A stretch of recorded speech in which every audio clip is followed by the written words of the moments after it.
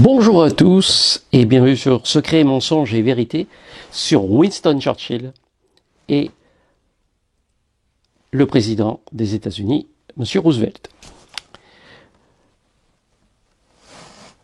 Ces deux personnages sont importants. Pourquoi? Parce que d'abord ce sont nos alliés, c'est pour ça que je me suis habillé comme ça. Vous avez vu, c'est un petit peu le boxeur des tankistes américains. Et ça, c'est leur casque léger. Casque lourd, je vais l'enlever parce que c'est toujours pareil avec les casques, ça tient. Celui-là, il est léger encore, ça va. Mais il y en a qui sont très lourds. Celui-là, par exemple. Yo, voilà. Hein, ça fait un peu plus Vietnam, d'ailleurs. Il suffirait de mettre Born to Kill ici. Voilà. Mais, voyez, et ça, c'est lourd. Il faut mettre l'autre, autrement ça tient pas.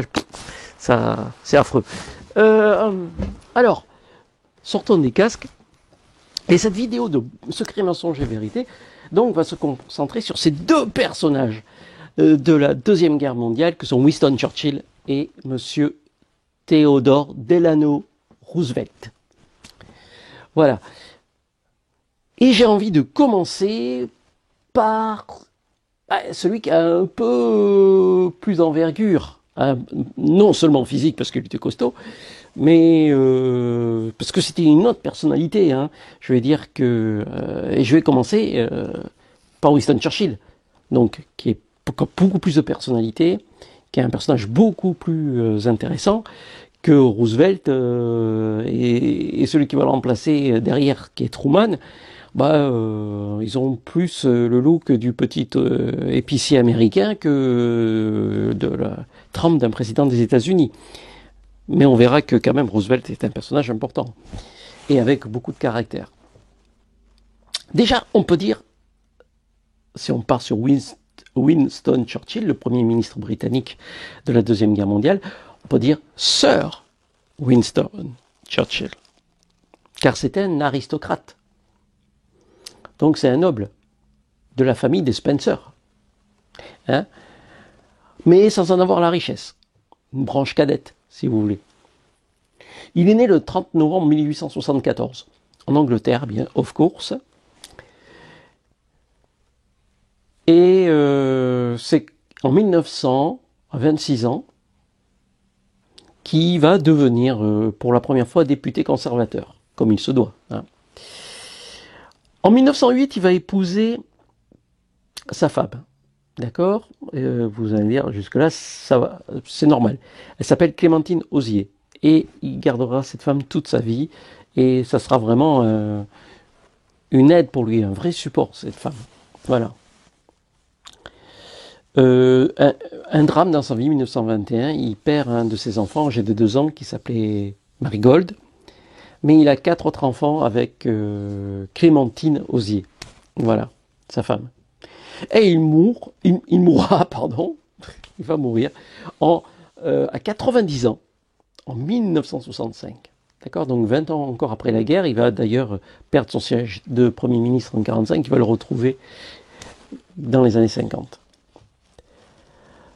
D'ailleurs, il y a quelque chose, je pense à Roosevelt, il y a quelque chose qui va plaire à ma fille qui n'aime pas le sport, apparemment, qui va déplaire aux profs de sport, évidemment, c'est que quand on lui posait la question de savoir comment il faisait pour arriver à un tel âge, avec tout ce qu'il buvait, tout ce qu'il fumait, eh bien tout simplement, il répondait « no sport ».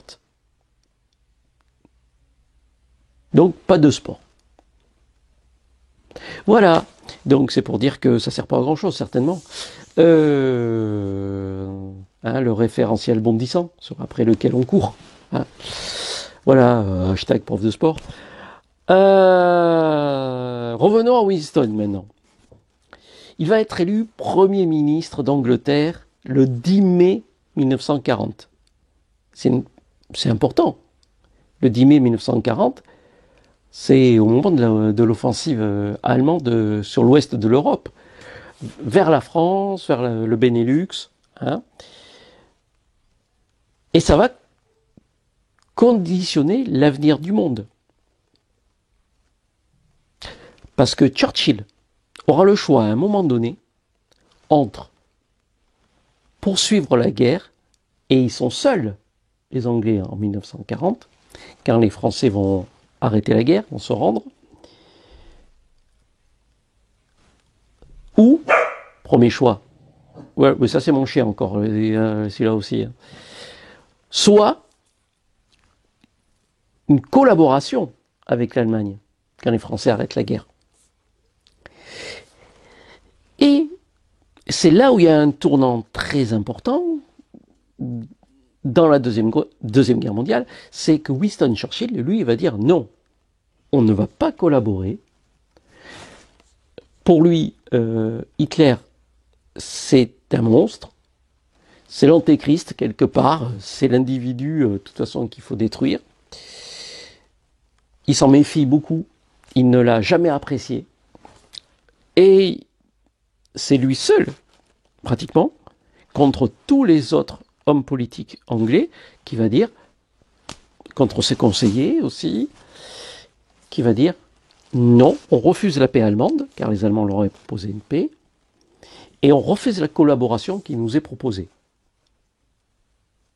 Imaginez un petit peu si il y avait eu un autre Premier ministre à l'époque, type Chamberlain, comme il y avait juste avant lui, qui aurait tout fait pour avoir la paix. Tout. D'accord ?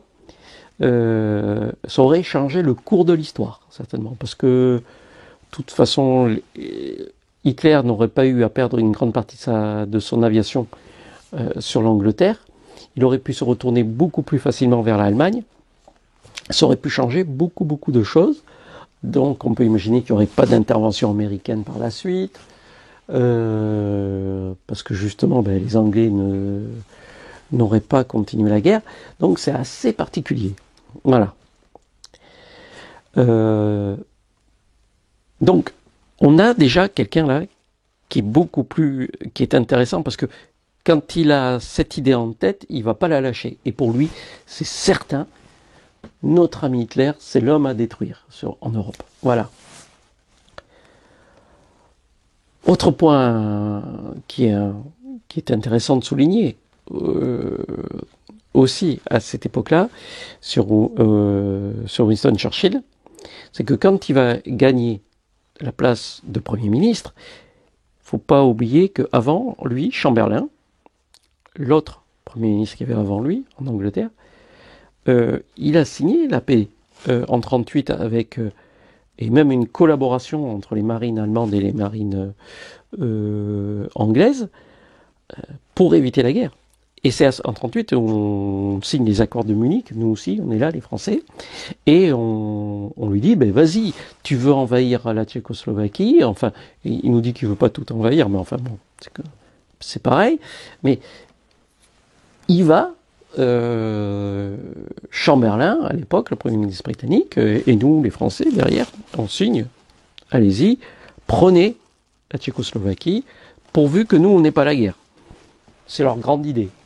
D'accord ? On voit bien quand même l'état d'esprit d'un autre qu'aurait pu être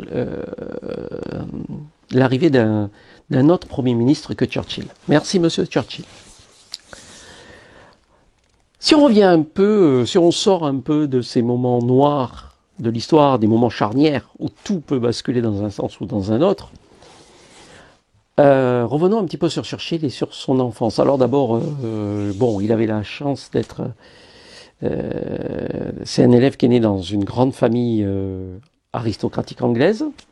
Son père est déjà un homme politique qui siège comme député à la Chambre des communes à Londres. Et à 10 ans, déjà, Churchill est passionné par la politique. Mais par contre, son parcours scolaire est chaotique. C'est un long combat difficile. Et on trouve souvent des appréciations qui vont de dissipé à lamentable. C'est quand même un mauvais élève. Bon, il a la chance de faire partie d'une grande famille anglaise.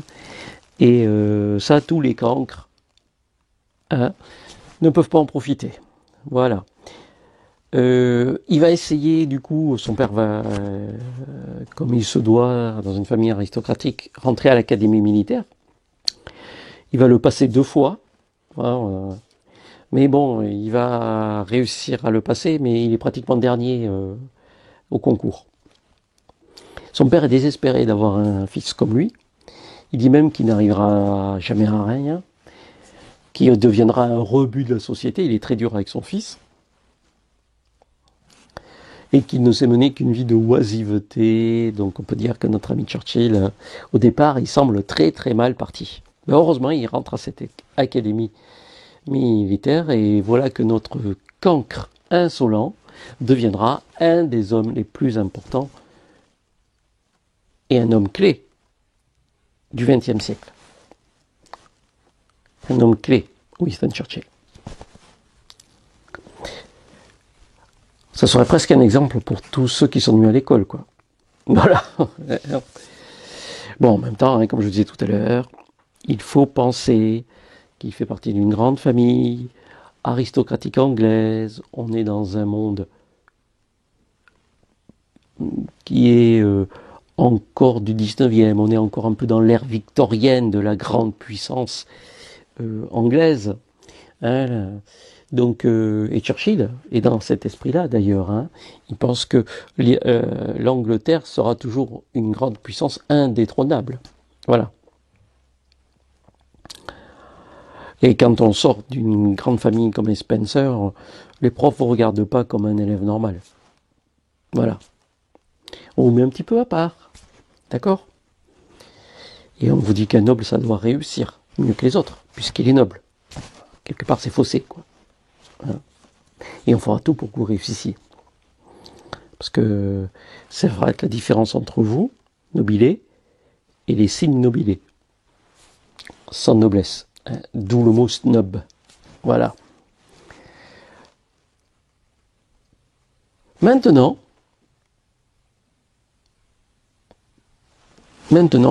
Churchill est un personnage très particulier.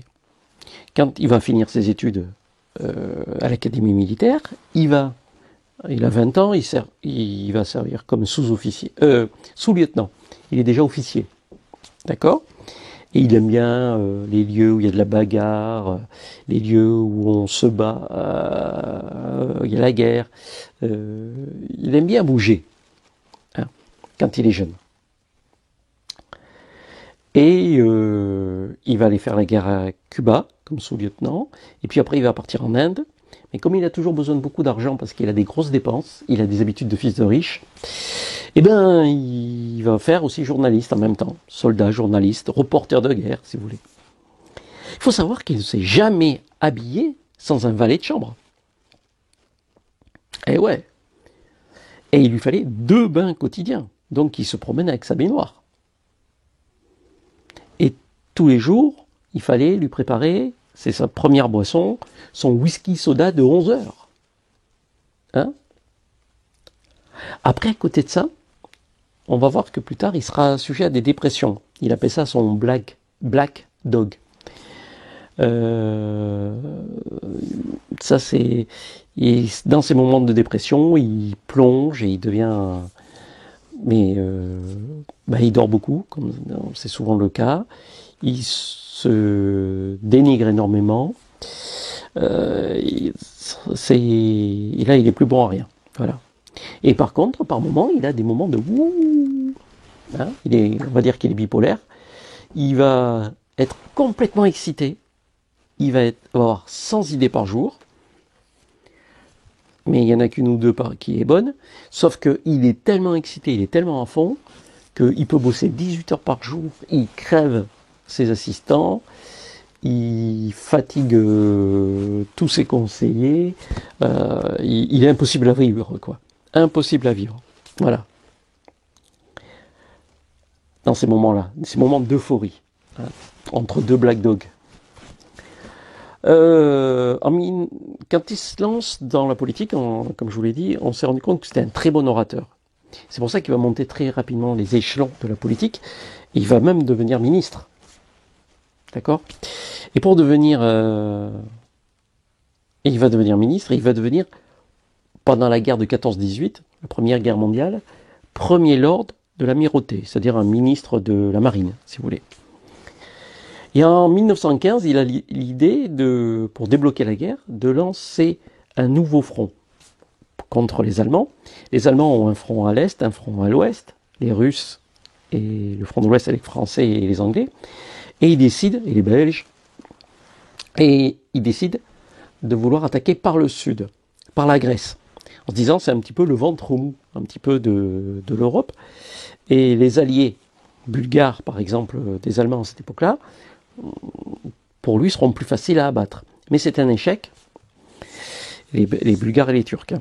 Mais c'est un échec, cette opération Dardanelles, qui va coûter 60 000 morts, si je me souviens bien à peu près. On arrondit, hein. Et ça va lui coûter son poste. Voilà. Alors, comme à ce moment-là, il est encore, il y a de l'orgueil, il y a de la volonté, et comme il est encore officier de l'armée, il décide de partir dans l'armée de terre comme commandant. Il va aller en première ligne, mais il va partir avec sa baignoire et son alcool. Voilà, parce que lui, il part pas sans l'alcool. C'est quelqu'un qui va boire énormément, et sa fameuse baignoire pour prendre 2 bains par jour, même dans les tranchées. Quand même particulier, hein, notre ami Winston Churchill. Voilà. On dit qu'il est très chanceux d'ailleurs, et il va avoir la réputation d'être chanceux, car à plusieurs reprises, il va être pris sous des bombardements ou des tirs, et il y a des gens qui vont mourir tout près de lui, mais lui n'aura jamais rien. Voilà. Et il a quelque chose de sympa, c'est que le stock d'alcool qu'il amène avec lui, il le partage volontiers. D'accord ? Donc il échappe plusieurs fois à la mort en 14-18. Et après la guerre de 14-18, après avoir fait repentance quelque part après son échec des Dardanelles dans les premières lignes anglaises en France, il retourne dans la politique. Dans les années 20, en politique, il prédit la folie nazie. Et il pense que l'affrontement contre Hitler est inévitable. Cette guerre, elle aura lieu, et quoi que l'on fasse, il va falloir se battre contre les Allemands. Mais en Angleterre, dans les années 30, c'est comme en France, beaucoup de personnalités, la population est plutôt pacifiste, et on veut pas la guerre. Donc on fera tout pour pas l'avoir. Mais vraiment tout, jusqu'à sacrifier des peuples entiers. Voilà. Hein, souvenez-vous, Munich 1938, quand on signe les accords de Munich et on laisse à Hitler la possibilité d'envahir la Tchécoslovaquie sans intervenir, alors que les Tchécoslovaques étaient nos amis, nos alliés. Voilà. D'ailleurs, à l'époque, il leur a dit quelque chose comme vous avez choisi la paix, vous aurez le déshonneur.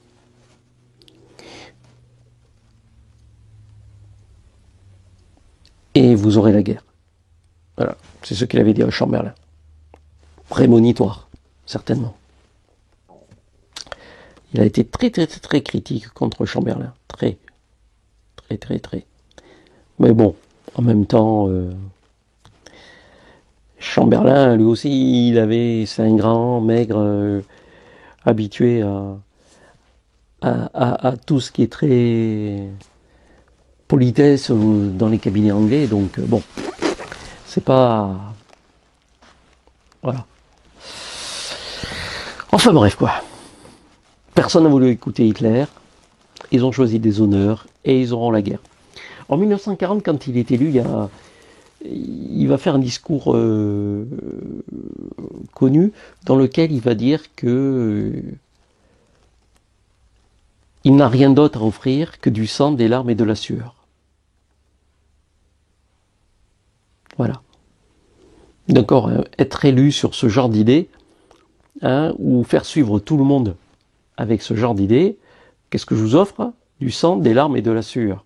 Ah, c'est pas mal, hein. Il fallait le faire, hein. Alors, cet homme de conviction va devenir un personnage important parce que pour nous, Parce que, pour nous Français, un, il continue la guerre, et deux, il va protéger De Gaulle. Et il va protéger De Gaulle de Pétain, qui veut le faire fusiller, hein, qui a pris le pouvoir en France, mais aussi de Roosevelt. Roosevelt, le président des États-Unis, qui ne supporte pas De Gaulle. Et il fera tout pour évincer De Gaulle et mettre les Français à l'écart. Et Churchill n'a jamais été d'accord, il est assez francophile. Il venait dans le sud-ouest de la France, dans les Landes, où il avait une maison du côté du lac d'Orient. Là, on sait qu'il venait se reposer, oublier son Black Dog. Il faisait de la peinture, comme Adolf Hitler. Et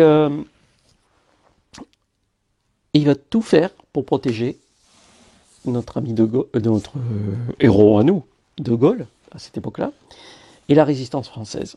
Voilà. D'accord ? De l'emprise quelque part américaine, parce que derrière Roosevelt, son idée, c'est de mettre la main quelque part, et mettre la France sous tutelle américaine, comme ils feront plus tard avec le Japon, etc., etc. On lui doit une fière chandelle de ce côté-là aussi, et De Gaulle aussi, même si les deux hommes s'affrontaient, ils s'appréciaient. Voilà. Mais le pire pour De Gaulle, c'était Roosevelt, les Américains. C'est un homme qui a le seul côté obscur, c'est qu'il croit toujours à la grande Angleterre, à l'empire anglais, et il sera opposé à toute émancipation des peuples colonisés. Il va s'opposer par exemple à la décolonisation en Inde. Voilà, ça c'est son côté vieille Angleterre un peu négative.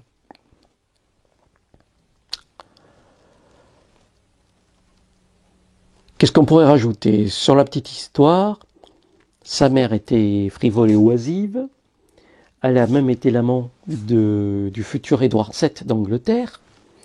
La maîtresse, c'est son amant, Édouard VII. Elle n'était pas transgenre, le maman.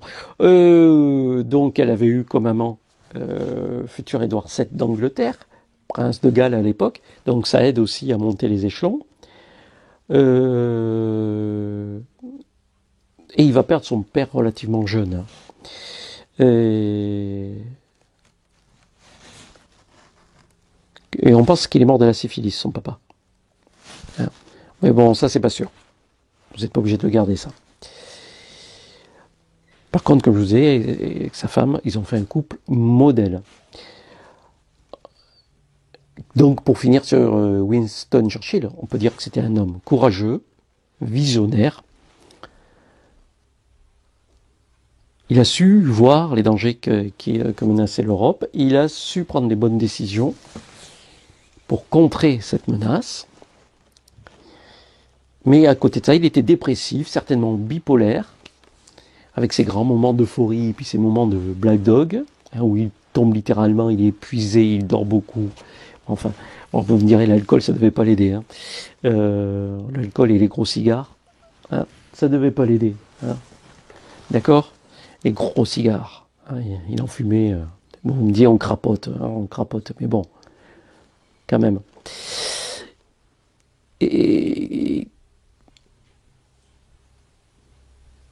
il a laissé sa trace dans l'histoire. Voilà. Alors que c'était un cancre. Et ça, on peut s'en souvenir. D'accord ? Voilà. Alors ceux qui sont pas doués à l'école, ceux qui ont des difficultés, hein, et ceux qui en ont eu, peuvent se dire, bah, j'aurais pu devenir un Churchill. Et ceux qui sont en ce moment à l'école peuvent se dire, un jour je pourrais devenir un Churchill. Voilà. Hein. Merci pour cette écoute. Et maintenant, on va passer à Roosevelt. Et Roosevelt, c'est pas pareil. Roosevelt, Franklin Delano Roosevelt, parce qu'il avait un ancêtre qui s'appelait Delanois, mais ça s'est transformé en Delano. Un Américain. Il est né 30 janvier 1882. Il est plus jeune donc que Churchill. Il va mourir en 1945, en avril 1945, donc avant la fin de la Deuxième Guerre mondiale. Il va devenir le 32e président des États-Unis en 1933, Monsieur Roosevelt, Delano.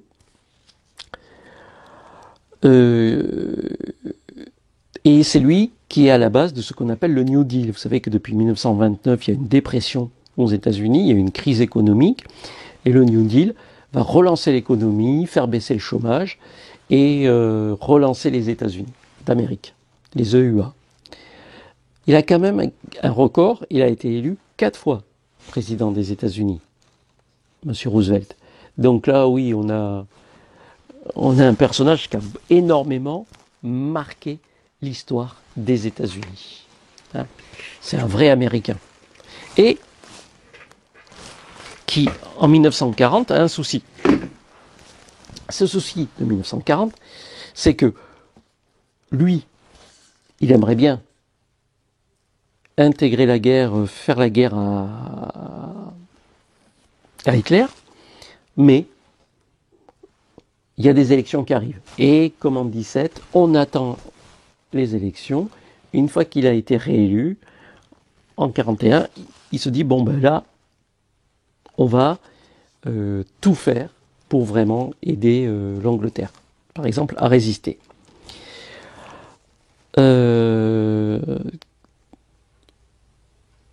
Theodore Roosevelt,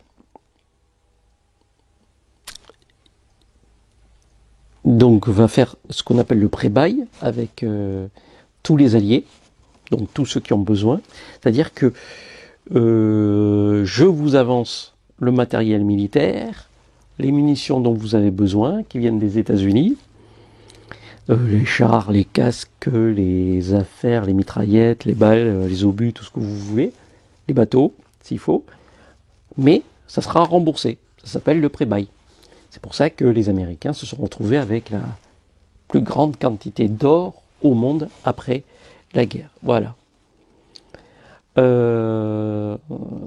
Et il va faire entrer les États-Unis, sa grosse excuse pour entrer dans la guerre, du coup, puisque la majorité de la population n'est pas va-t-en-guerre hein, aux États-Unis non plus, et même il y a des groupes nazis qui sont très puissants. Il ne faut pas oublier que il y a beaucoup de descendants d'émigrés allemands aux États-Unis à ce moment-là, et qui n'ont pas vraiment envie d'aller à la guerre. Beaucoup de descendants d'Irlandais qui n'ont pas beaucoup envie d'aller aider l'ennemi anglais. Donc, il est face à une opposition hein, de la population américaine. Et la grosse excuse que vont lui fournir les Japonais, c'est Pearl Harbor, évidemment. L'attaque surprise en décembre 1941 de la base d'Hawaï par les Japonais va lui permettre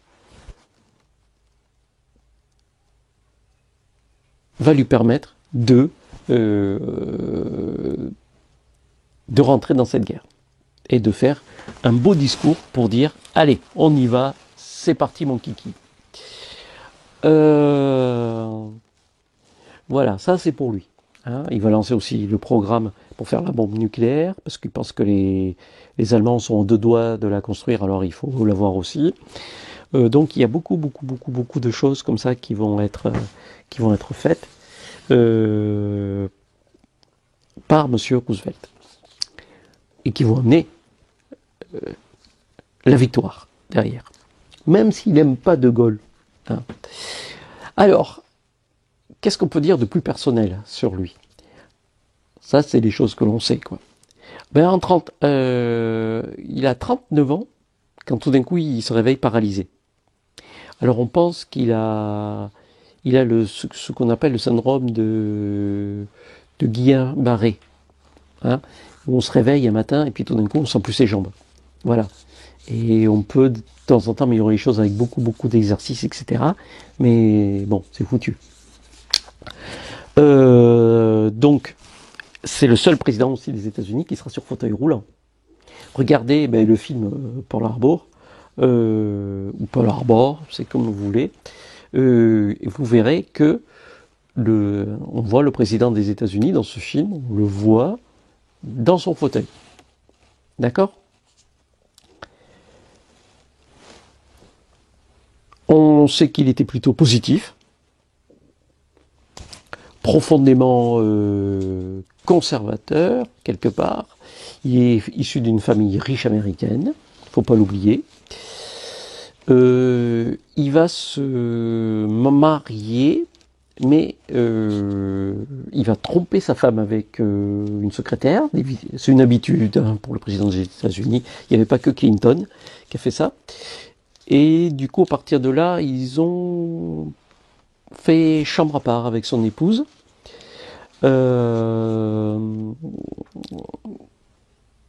Ils ont quand même eu des enfants, d'accord. Euh, mais mais sa femme et lui ils vont se séparer, même quand il sera à la Maison Blanche, ils font une chambre à part. Et il est connu et reconnu que sa femme, après, elle a pas eu des amants, elle a eu en particulier une maîtresse qui était une journaliste. Voilà, une journaliste qui avait fait, qui était venue l'interviewer, lui et son mari, et